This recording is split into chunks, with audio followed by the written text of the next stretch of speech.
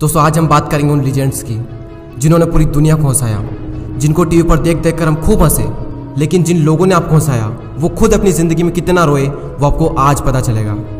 आप ही में से ऐसे कई सारे लोग होंगे जो कि बहुत हंसते होंगे, लोगों को भी बहुत हंसाते होंगे, लेकिन अंदर ही अंदर खुद टूटे हुए होंगे, अंदर ही अंदर खुद रो रहे होंगे।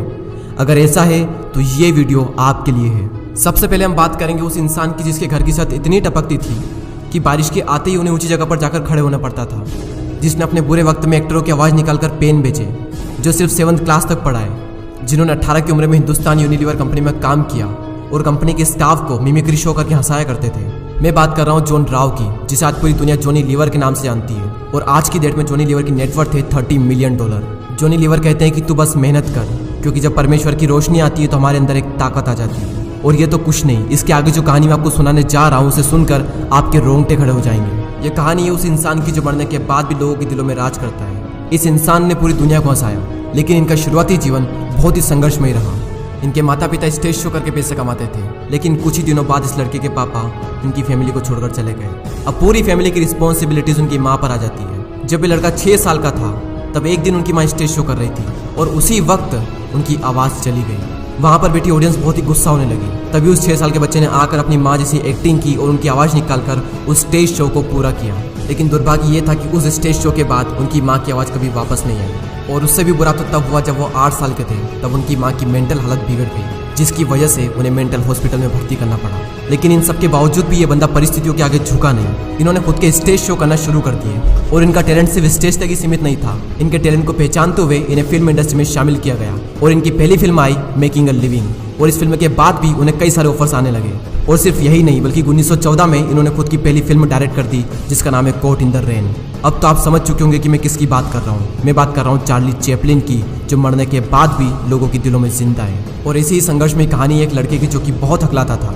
अगर उसे किसी को कुछ बात कहनी होती तो वो ठीक से कह नहीं पाता था, अपने हकलाने की आदत की वजह से। और इसी आदत की वजह से उनका कई बार मजाक भी बना।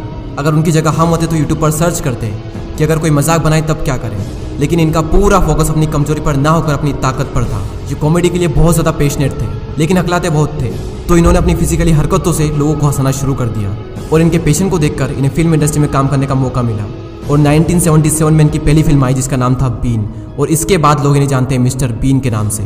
यानी कि जो बंदा ठीक से बोल नहीं सकता था उसने कॉमेडी की दुनिया पर राज किया।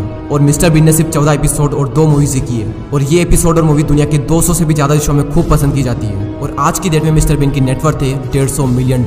राजपाल यादव की हाइट बहुत कम है, लेकिन उन्होंने अपनी इस कमजोरी को कभी भी अपनी कामयाबी के बीच में नहीं आने दिया। हाइट में भले ही वो छोटे हैं, लेकिन एक्टिंग और कॉमेडी के मामले में वो लंबे लंबे एक्टरों से कई गुना अच्छे हैं। कादर खान जब स्कूल में थे तो उनके माता पिता का डिवोर्स हो गया था। कपिल शर्मा के पिताजी भी उन्हें बचपन में छोड़कर चले गए थे। लेकिन इन सब के बावजूद भी इनमें से एक भी रुका नहीं, क्योंकि सिर्फ छोटे पंछी ही बारिश के आने पर छुप जाते हैं। बाज तो तूफानों को चीर कर आसमान की ऊंचाइयों पर उड़ता है। गुलाब के पौधे में पहले कांटे आते हैं, उसके बाद फूल आते हैं। जिंदगी में भी पहले कांटे आते हैं, उसके बाद फूल आते हैं। और जो कांटे आते हैं वो बहुत चुभते हैं। अरे लोहे की तब तक वैल्यू नहीं बढ़ती जब तक कि वो तपता नहीं, तो तुम्हारी कैसे बढ़ सकती है? तुम्हारी वैल्यू भी उस लोहे की तरह तब तक नहीं बढ़ेगी जब तक कि तुम तपोगे नहीं। तो जब भी तुम अपने हालातों को दोष देने लगो और ऐसा लगे कि जिंदगी बहुत ही टफ है, तब Johnny Lever, Charlie Chaplin, mister Bean, Kader Khan, Rajpal Yadav, Kapil Sharma, इनकी स्टोरी को याद कर लेना। जब लगे कि मेरी हाइट कम है तो राजपाल यादव का चेहरा आपके सामने आना चाहिए। जब लगे कि मेरा रंग सांवला है तो जॉनी लीवर का चेहरा आपके सामने आना चाहिए। जब लगे कि मैं हकलाता हूँ, मेरी आवाज़ ठीक नहीं है, तब मिस्टर बीन का चेहरा आपके सामने आना चाहिए। अरे तुम क्या अपने हालातों को दोष देते हो? इस दुनिया में कैसे कैसे लोग हुए जो कि कहाँ से कहाँ पहुँच गए। उनकी लाइफ की सिचुएशन इतनी खराब थी, उसके बावजूद भी वो उस लेवल पर पहुंचे जिसकी दुनिया सोच नहीं सकती। और लोग छोटी छोटी चीज़ों के लिए रोते रहते हैं। तो छोटी छोटी चीज़ों के लिए रोना बंद करो और कुछ ऐसा करो कि तुम दुनिया के लिए एक एग्जाम्पल बन जाओ।